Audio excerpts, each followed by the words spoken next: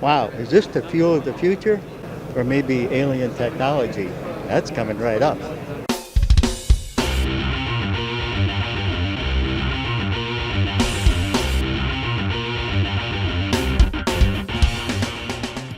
Well, we're at the 2017 battery show, EV show, critical technology show, all that stuff, and we're in the Tanktwo booth, and with me is Bert. Bert knows all about this technology. You got to tell us about it. How does this work? All right, so yeah, I'm Bert. We make batteries for electric cars and other high-power applications. And what we do is, that we have this amazing thing here, which is called the string cell. It's an actual battery, a cell. It has a small computer inside. It has the shape of an egg. And what we do with those is that we throw a few thousand of them in a container, a tub, one like this. So, and what they do is that they detect each other's presence. They figure out what their neighbors are, what their neighbors' neighbors are. And when they're done drawing a three-dimensional map of this tank, this pack, which has been created completely randomly, they work together as a single unit and they deliver what the load, typically electrical vehicle or any other application requires. So even though the individual cells have only 3.7 volts, standard lithium-ion technology, as a whole they can give you 48 volts for a forklift, 360 volts for an electric vehicle, 800 volts for a bus. You can stack these modules as many as you want vertically, so you can swap the cells very quickly with high-speed air conveying systems.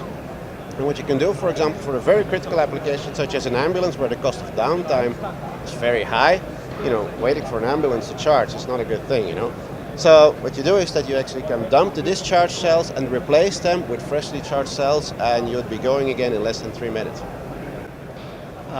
That's pretty awesome, huh? All right, so let me get this straight. These little guys are batteries. They're individual cells at what, 3-point-something volts? Standard lithium-ion cells. We can put in there whatever chemistry that customer requires. Okay, and they talk to each other. Absolutely. Right? So they communicate. So you dump a whole bunch of them in a container, you make a battery of any capacity apparently that you want. Any size. All right, well that's pretty cool in itself. And then, of course, you had said that you can dump the empty cells and you can put fresh ones in for a fast recharge. But if you wanted to charge them up in the container, can you do that too? Surely, actually, for most applications, that is what will happen, right? So it's a battery pack like any other.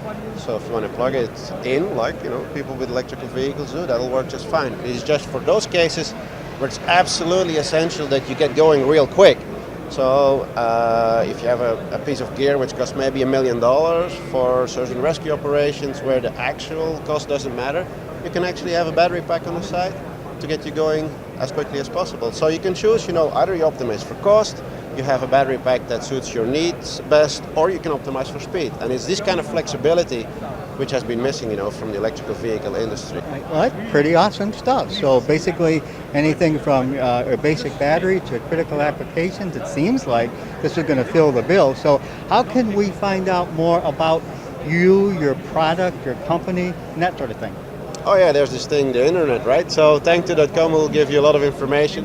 If you need to have any specific piece of information for your application, send me an email, be@tanktwo.com, or you can find that from the website as well. So, and we're really looking forward to people asking the hardest questions there are. Oh yeah, and you guys need to ask the hardest questions that there are. Okay, so all of Bert's contact information will be in the metadata down below, so check that out. Get a hold of these guys. If you're as interested in this as I am, this is something you really got to check out.